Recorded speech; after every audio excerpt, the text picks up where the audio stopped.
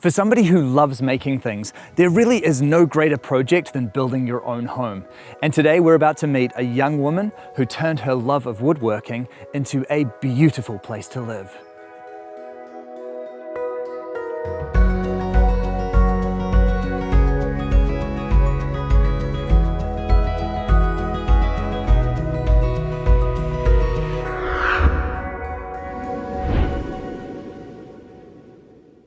Hey Flo, how's it going? Yeah, good, thank you. Lovely to meet you, and it is wonderful to see your home. This is absolutely adorable. Thank you so much. What was it that actually inspired you to build a tiny house? Lots of things. I'd seen the movement growing a lot in the States and in Australia, and I'd stayed in a few, and I've always wanted to build a home for myself, as it's a basic thing to do. And I'd done a lot of bits and bobs of carpentry and bodging things together, and I just kind of seeing the movement growing and being really inspired and building my skills, I thought maybe I can do this, so I did it. So this really was a DIY build. How did you find the process of building your home? I mean, it was amazing. There was a lot of blood, sweat and tears, lots of tears.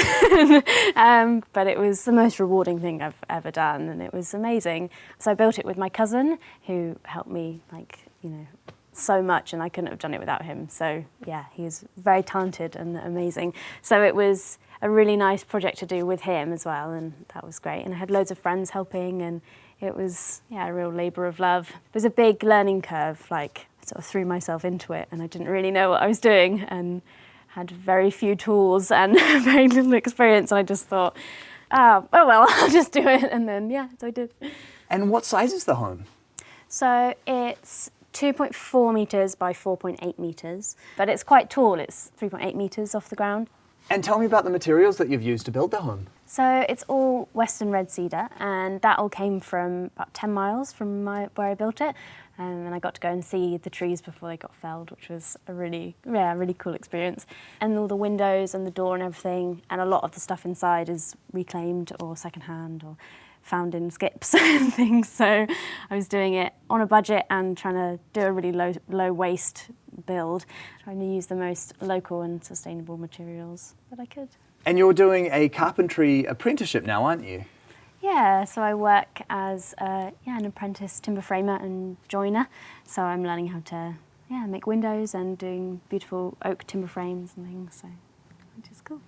And you're quite lucky, aren't you? Because with the parking spot that you've found here, you actually have a little workshop area right next to it. Yeah, so I'm staying on a friend's farm at the moment, and I was lucky enough for them to let me use this little stone barn to keep some of my woody things in. So I've got a really nice space that I can, be creative and make things in. And what was it like for you to try and find a place to park the home? Yeah, so it's because not that many people do it in the UK, I went into it a bit blind. I didn't really know how to go about finding somewhere. So I had some friends that had this farm near work, and they said I could park my house here for a bit, so I was really lucky. And you're off the grid with this home, aren't you? Yeah, so I've got a really good solar setup, and I'm connected to the water here, but it's all spring fed, so it's technically off grid, and then I've got gas for my cooker and my water heater, so yeah. And I really love the stable door as well. That's such a nice touch. I always really wanted one. It was that and a round window. I was like, gotta have a round window. And I found it on eBay. It was I think it was a £5, so it was great. This bottom half of the door was all rotten and it was really broken, so I rebuilt it and then had some shingles that were left over from a project at work. So I popped those on and Brilliant. Well, the exterior of the home is completely charming, and I am very excited to see the inside. Can we check it out? Yeah, of course. Thank you.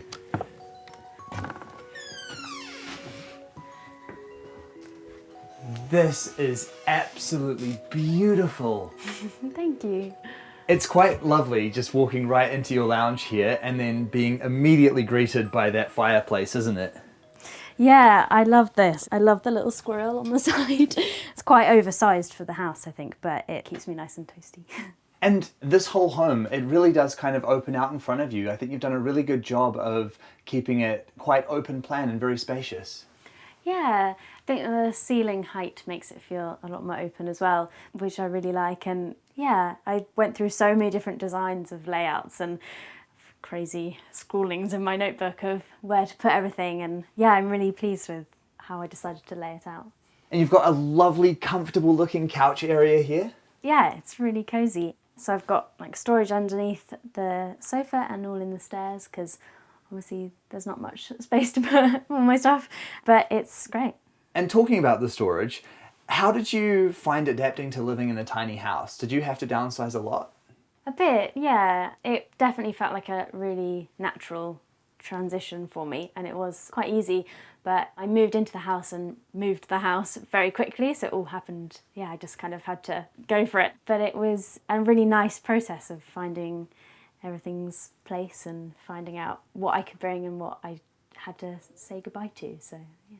And the stair design looks quite clever. It looks like you have managed to build in quite a bit of storage there, and especially the live edge timber on that's really nice.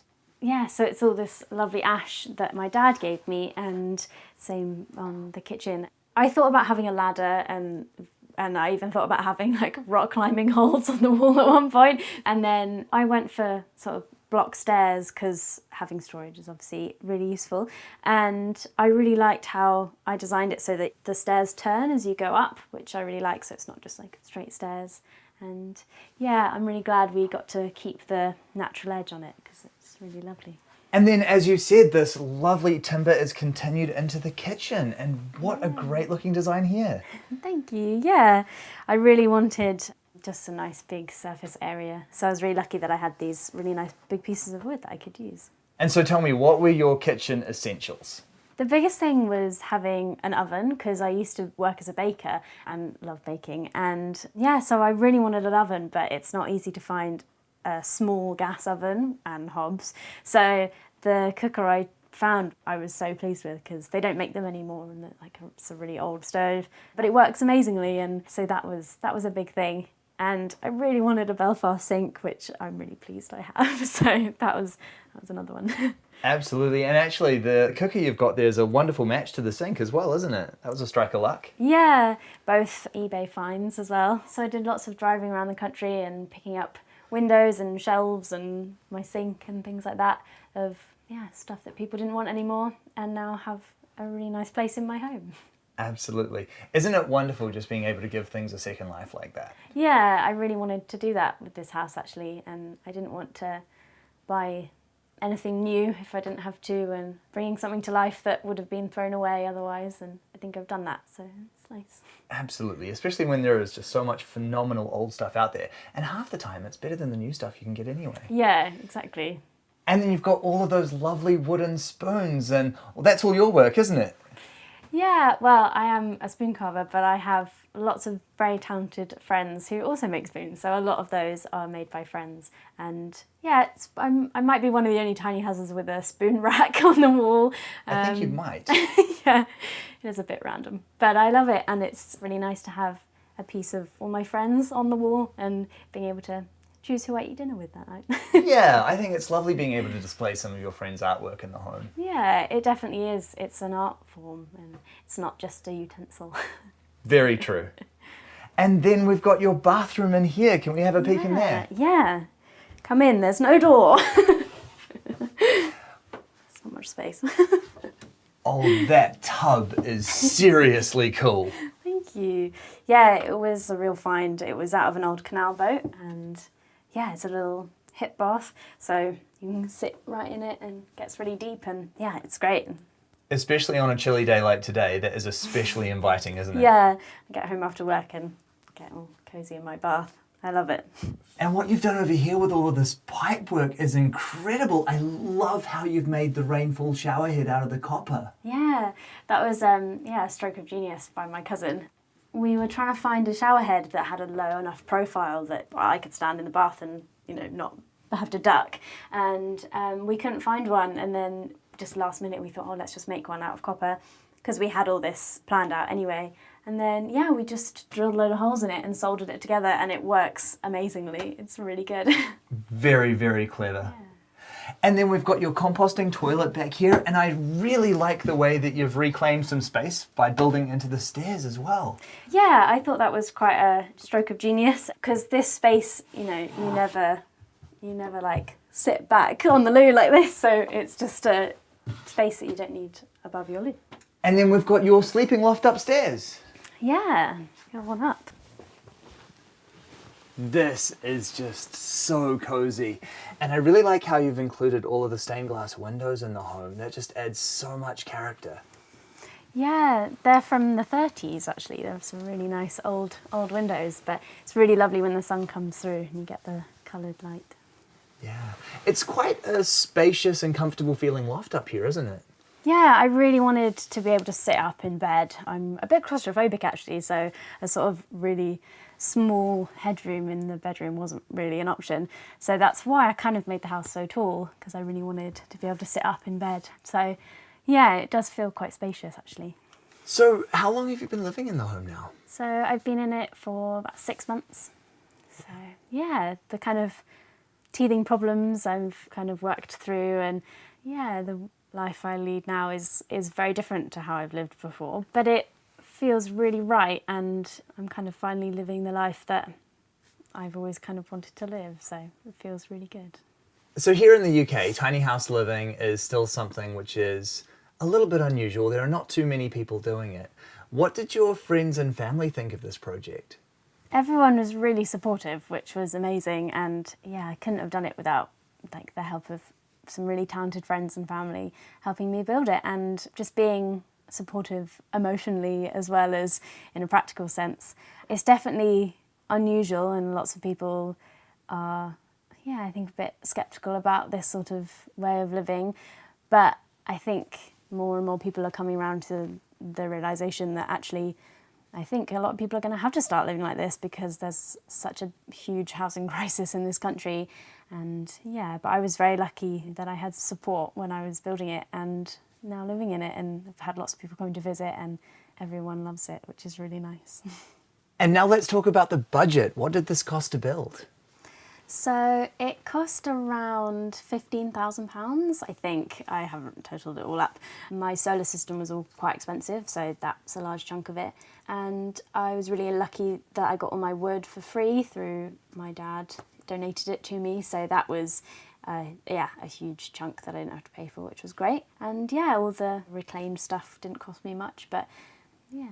And to others out there in England and the UK who love the idea of tiny house living but are maybe a little bit afraid right now to take that leap, what advice would you have for them?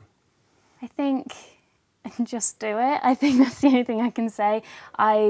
I'm such a worrier, and I went through so many stages of doubt, and then I just thought, oh hell, I'll just do it. And I haven't looked back. It's been the best decision I've ever made, and yeah, it's given me this really amazing like freedom and independence, and I own my own home at 25, which is crazy.